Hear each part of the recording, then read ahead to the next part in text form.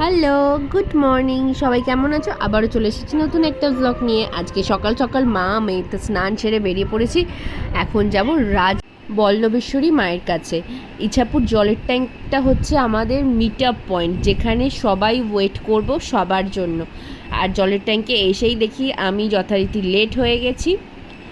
তো মা, বোনের শাশুড়ি সবাই দাঁড়িয়েছিল। এসেই সঙ্গে সঙ্গে বাস ধরে এখন আমরা যাব হাওড়া স্টেশন থেকেই সকাল 8:30 নাগাদ যে রাজবল্লভপুরের যে বাসটা যায় আমরা সেটাতেই যাব। দেখো, আমাদের সবথেকে ব্যস্ততম স্টেশন হাওড়া স্টেশন, আশা করি সবাই জানো। আর এখন আমরা একটুখানি টি ব্রেক নিতে ওখানকারই একটা ছোট চায়ের দোকানে বসেছি, চা খাচ্ছি। চাটা না খেলে ঠিক এনার্জি পাই না। সকালে ঘুম থেকে উঠেও 1 কাপ চায়ে চুমুক দেওয়া চাই। আর যদিও বাড়ি থেকে খেয়ে গেছি, কিন্তু তাও খেলাম। আর আমরা কিন্তু এটা গেছিলাম এপ্রিল মাসে, তখন গরমটা অতটাও পড়েনি। ভিডিও এডিটিং করার টাইমই পাচ্ছি না এখন আর।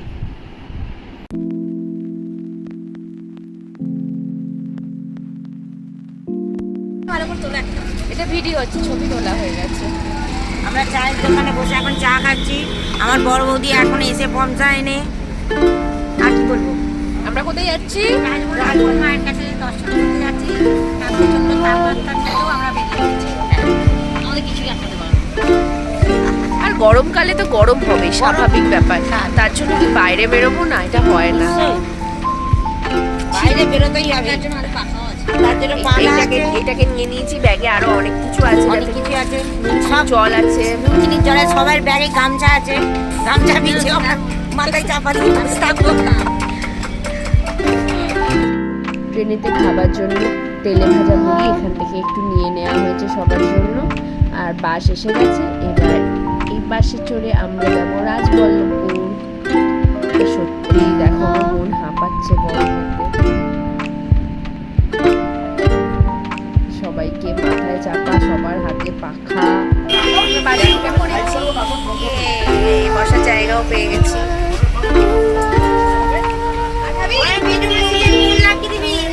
বাস ছাড়লে আমাদের যিনি বাসের কন্ট্রাক্টর ছিলেন, উনি আমাদের ভোগের ব্যবস্থা করে দিয়েছিলেন। ওখানকার ওনার চেনা জানা আছে, তো উনি ফোন করে বলে দিয়েছিলেন ভোগের কুপন কাটিয়ে রাখতে, কারণ আমাদের মন্দিরে পৌঁছাতে 11:30 বেজে যেতে পারে। আর 11টা পর্যন্তই নাকি ভোগের কুপন দেয়। যাই হোক, 11টা পর্যন্তই দিক আর 12টা পর্যন্তই দিক, কিন্তু এই যে কাটিয়ে নিয়ে রাখলেন দায়িত্ব নিয়ে, সেটাই অনেক। ইভেন আমি বাসটার ভিডিও করেছিলাম, তোমরা হয়তো বাসটা যখন ঢুকছে সেই সময় ভিডিওটাও দেখতে পেয়েছো। তো আমি ভিডিও করছিলাম বলে উনি কিন্তু এসে জিজ্ঞেস করলেন, আপনি কেন বাসের ছবি তুললেন, আপনার ইউটিউবের চ্যানেলের নাম কি? তো এই অনেক গল্প হচ্ছিল। তো ওনার একটা ভিডিও তুললে চেষ্টা করছিলাম, কিন্তু উনি ভিডিও তোলার বা ফটো তোলার কোনোটাতেই পক্ষপাত করেননি। আমরা এসে গেছি রাজবল্লভী মায়ের মন্দিরে। আমরা কিন্তু যাচ্ছি পেছন দিকের গেটটা দিয়ে। সামনের দিকের গেটটা দিয়ে যেতে হলে আর একটু ঘুরতে হতো, ওই জন্য আমরা যতবারই যাই পেছন দিকের গেটের কাছেই নামি।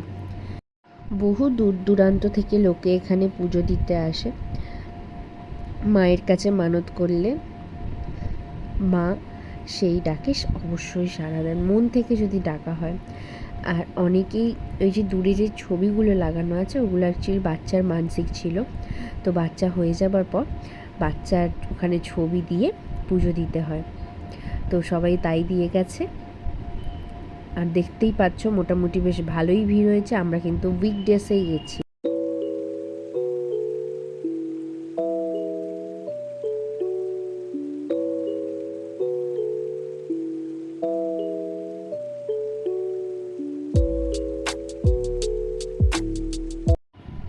রাজবল্লভী মায়ের আর এক নাম হচ্ছে শ্বেত কালীমা। ওনার গায়ের রঙের জন্য ওনার এই নামকরণ।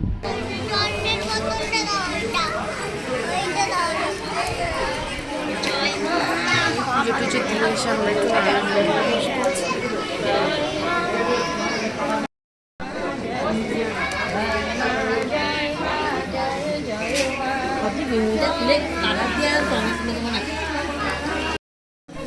মা এখানে মিহিদানা নিয়ে এসেছিল, আমাদের পুজো দেওয়া হয়ে গেছে, এবার আমরা মিষ্টি খাবো।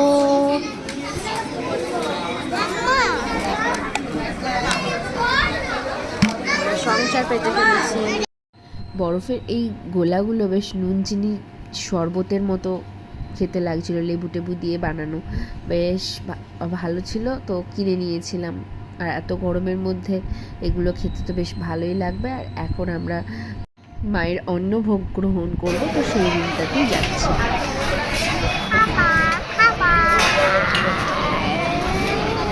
কি খাবার আসবে?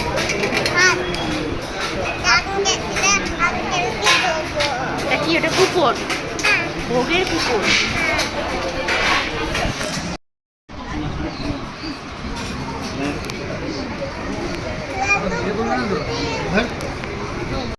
ঠাকুরের ভোগের এক আলাদাই স্বাদ থাকে।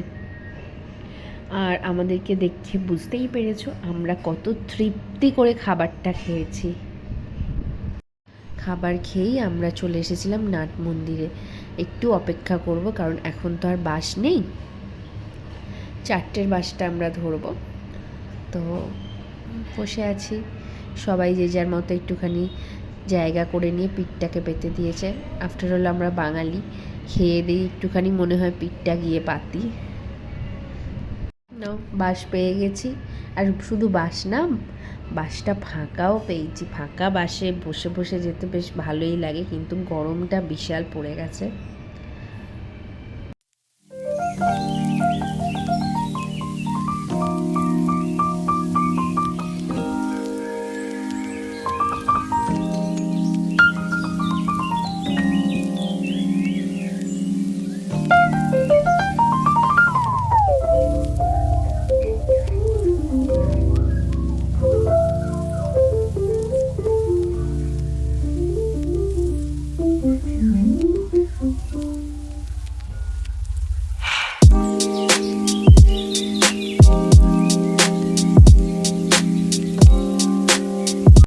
আমরা বাস থেকে শানপুরের মোড়ে নেমেছি, নেবে এখান থেকে একটুখানি কচুরি তরকারি কিনে নিলাম, যেটা রাতে আমাদের আর গিয়ে রান্না করতে হবে না, এটাই রাতে খেয়ে নেবো।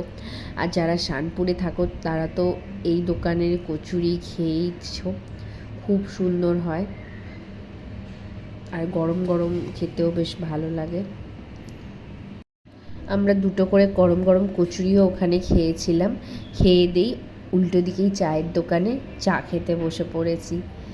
একদম সব খেয়ে দিয়ে বাড়িতে ঢুকবো, যাতে ফ্রেশ হয়ে একদম বিছানায় চলে যেতে পারি। চলো আজকের ভিডিওটা এখানেই শেষ করছি। ভালো লাগলে লাইক কমেন্ট